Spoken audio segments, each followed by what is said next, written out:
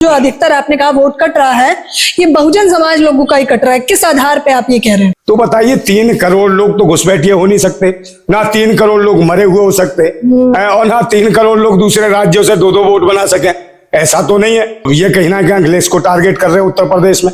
अखिलेश यादव के पीडीए को, पिछड़ा दलित अल्पसंख्यक समाज, उन्हीं का वोट ज्यादा बहुतादाद में काटा जा रहा है। ये जो 2.5 करोड़ लोग हैं, ये सरकार बताए कि ये गए कहाँ लोग, तो इनको गिरफ्तार करके दिखाए कि इनके वोट काटे हैं, और ये घुसपैठी है। पीडीए मजबूत है, मजबूत था और मजबूत रहेगा, क्योंकि पीडीए ही जवाब देने वाला है। और निश्चित रूप से उत्तर प्रदेश में अखिलेश सरकार आ रही है, किसी भी कीमत पर ईमानदारी से चुनाव होता है तो। नमस्कार, मैं ज्योति यादव और आप देख रहे हैं द बहुजन मीडिया। पश्चिम बंगाल में चुनाव होने वाले हैं और चुनाव से ठीक पहले फिर से एसआईआर पर चर्चा होती है। जहां एक तरफ ममता बनर्जी कहती हैं कि हम एसआईआर नहीं करवाएंगे, लेकिन भारी विरोध के बाद भी एसआईआर में ममता बनर्जी का कहना है कि करोड़ों वोट काटे जा रहे हैं। सिर्फ यही नहीं, आपको बता देना चाहेंगे कि एसआईआर से नागरिकता खत्म करेगी भाजपा, ये बात सपा प्रमुख अखिलेश यादव ने लिखी है। लेकिन उससे भी चौंकाने वाला क्या है? उससे भी चौंकाने वाला यह है कि जो प्रियंका भारती आरजेडी की प्रवक्ता है, उन्होंने लिखा है। हालांकि बिहार चुनाव के जब नतीजे आए थे, तब तमाम लोगों ने कहा था कि बिहार में वोटों की गड़बड़ी हुई है, एसआईआर के नाम पर बहुजन समाज के मुख्यतः वोट काटे गए हैं। उसको लेकर भारी बवाल हुआ, मामला शांत हो गया, लेकिन एक बार फिर से मामला गर्मा गया है। प्रियंका भारती लिखती हैं, पूरा वो हिसाब बताती हैं कि यूरोप में 44 देश आते हैं, 44 देश की कुल आबादी लगभग 7.50 करोड़ है। हमारे देश में 9 राज्य हैं और 3 यूटी में एसआईआर की प्रक्रिया में वोटर लिस्ट से, वो कहती हैं, 6.56 करोड़ लोगों का नाम काट दिया गया है। आगे वो लिखती है, अकेले यूपी में लगभग 2.89 यानी कि मुख्यतः 3 करोड़ के करीब वोट काटे गए हैं। एसआईआर जगह एसआईडी करना था, स्पेशल इंटेंसिव डिलीशन।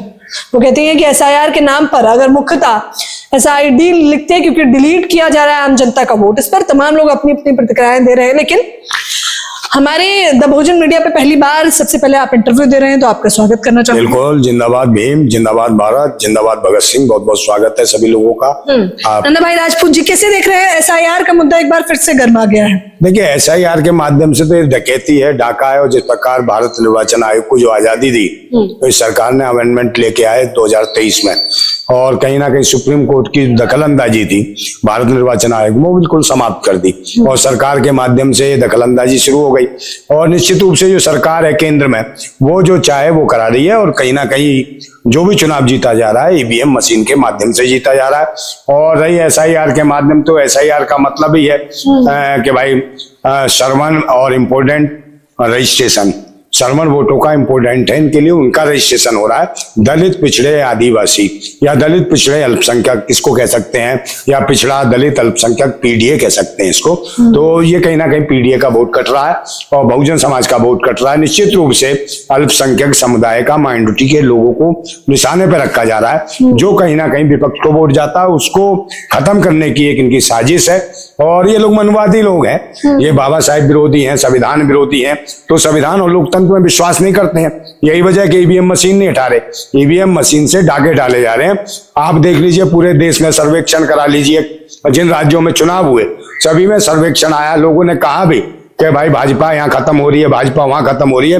तो एकदम यकायक ये कैसे आ जाते हैं, और ईवीएम मशीन को बिल्कुल सामने में नहीं रखते, उसके अलावा दूसरे मुद्दे उछाल देते हैं। कभी एसआईआर ले आते हैं, कभी और कोई मुद्दा ले आते हैं, कभी धर्म मजहब को ले आते हैं, विभिन्न प्रकार के मुद्दे उछाल के ले आते हैं, ताकि ईवीएम मशीन पर कोई सवाल खड़े ना करें।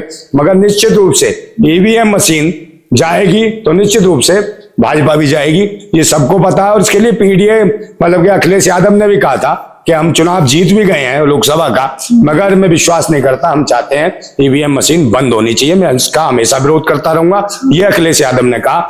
और यही बात मायावती ने भी बहुत पहले कह दी थी कि ईवीएम मशीन के माध्यम से लूट होती है। तो निश्चित रूप से ईवीएम का विरोध बड़े बड़े नेता कर चुके हैं, मगर भारतीय जनता पार्टी और कांग्रेस कहीं ना कहीं इसके पक्ष में रही है। आप कैसे देख रहे हैं, पश्चिम बंगाल से चुनाव से ठीक पहले ये ईडी की छापेमारी शुरू हो गई है? भाई, ईडी तो इनकी अपनी संस्था है, और ईडी अब समझ लो ये राष्ट्रीय संस्था ना समझो इसको, और ये आरएसएस की संस्था समझ लो ईडी। और कहीं ना कहीं लोग इडियट भी कह सकते हैं इसको, पागलों जैसी हरकतें करवाना चुनाव के दौरान। ये छापे भाई चुनाव से पहले भी पड़ सकते हैं, जहां जहां चुनाव आता है वहां ईडी चल देती है उठा के बोरिया बिस्तर, और निश्चित रूप से जारी है। अभी जहां मारा छापा पश्चिम बंगाल में जाके, उसके बाद ममता बनर्जी भी वहां पहुंच गई, और तुरंत पहुंची तो भाई उनके हाथ में एक हरे रंग की फाइल थी, आपने देखा होगा। तो उन्होंने कहा भी कि भाई मैं जो जब खुलासा करूंगी अमित शाह का या सरकार का, तो इनकी कहीं ना कहीं ऐसी तैसी हो जाएगी और इनकी हवा खराब हो जाएगी, ये जवाब नहीं दे पाएंगे।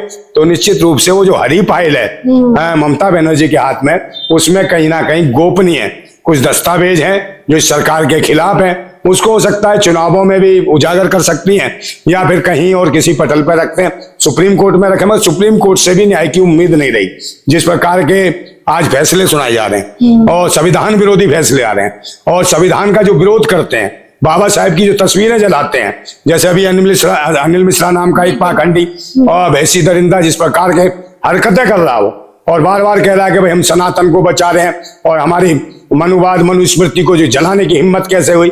तो इस भैंसी दरिंदे भेड़िए से पूछो कि भाई तुम्हारी औकात क्या है, भारत का इतिहास जानो।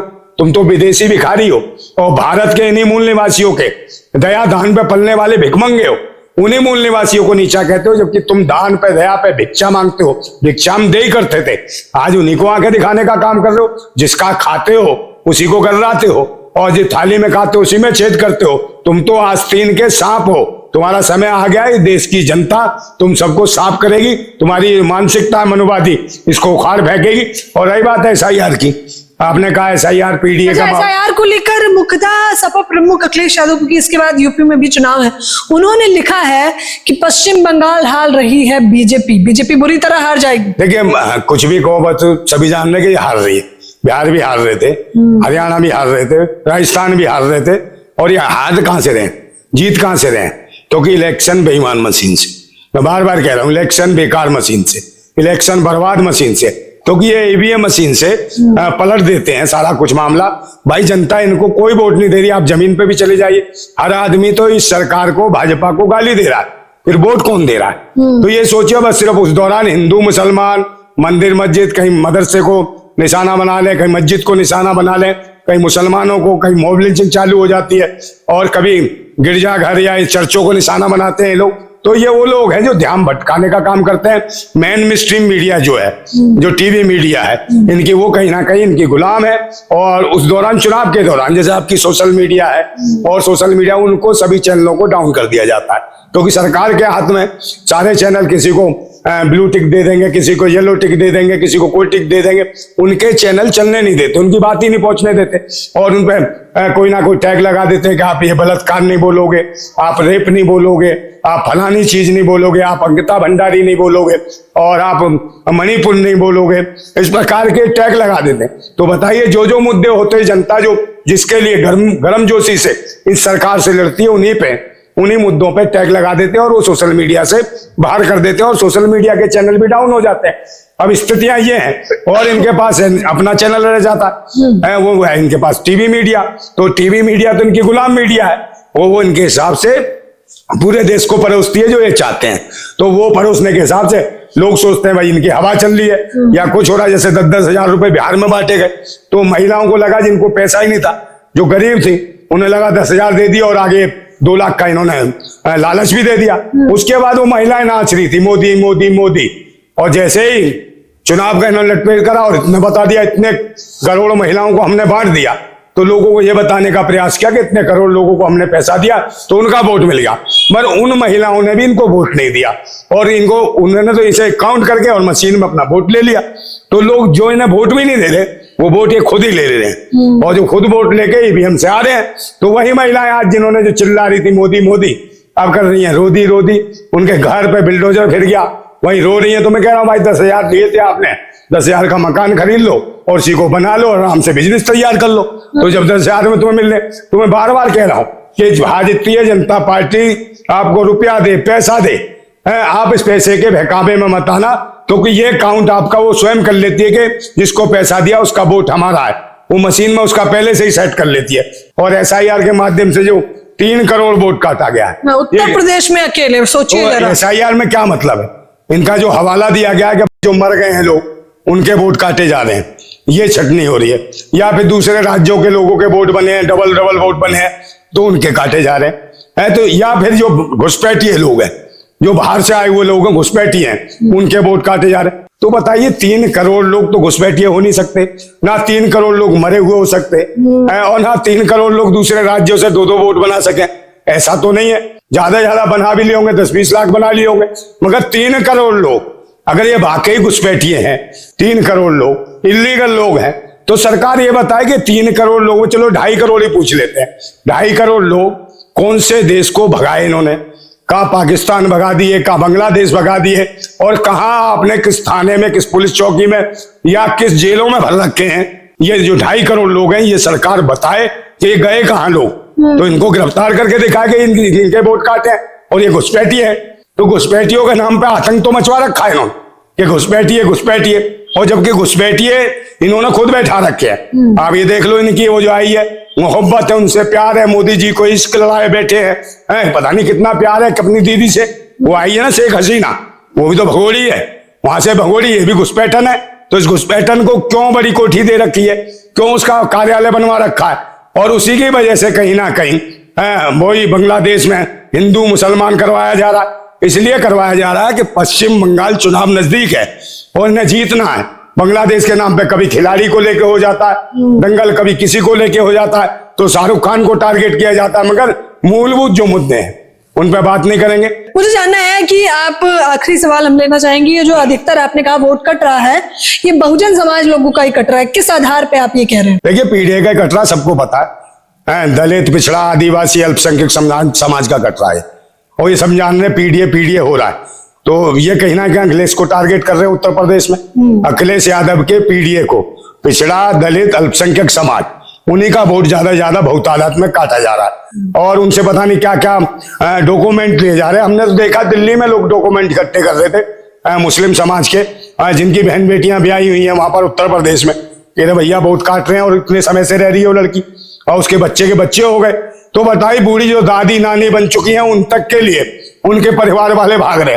तो ये स्थितियां हैं, और वहां देख रहे हैं, घूंघट उठा के देख रहे हैं उत्तर प्रदेश में कि कौन है शेख हसीना, कौन है सीमा हैदर, कौन है शेख हसीना। बे भूतनी के हो तुमने, ये भैंसी दरिंदे विदेशी भिखारी हैं, इनका कहीं ना कहीं खात्मा करना पड़ेगा, इनकी मानसिकता का, तभी भारतीय संविधान लोकतंत्र मजबूत रहेगा। और SIR के माध्यम से जो ये डांका डालने वोट भी काट रहे हैं, और सबसे मुख्य चीज है EVM का करो विरोध, EVM का विरोध जरूरी है, तभी कहीं ना कहीं देश हित में कुछ हो सकता है।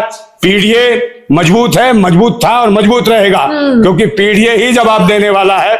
और निश्चित रूप से उत्तर प्रदेश में अखिलेश सरकार आ रही है, किसी भी कीमत पर ईमानदारी से चुनाव होता है। तो उत्तर प्रदेश में किसी भी कीमत पर अखिलेश यादव की सरकार आ रही है। नंदा भाई राजपूत ने एक सवाल जो वाजिब उठाया है, उन्होंने कहा कि आखिरकार जो बांग्लादेश से आए हुए लोग हैं, या फिर मुख्य तौर पर सीमा हैदर की बात करें, इनकी चेकिंग कब होगी? भारतवासियों की तो चेकिंग की जा रही है SIR के नाम पर, लेकिन आखिरकार जिनके सबूत, बाकायदा साक्ष्य हम लोगों के सामने मौजूद हैं कि वो इस देश के नहीं है, क्या उन पर SIR के माध्यम से कोई कार्यवाही नहीं हो रही?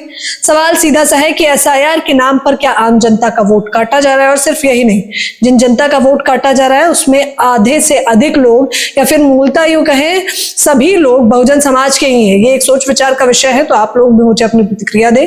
कैमरामैन नावेद के साथ ज्योति यादव, द बहुजन मीडिया।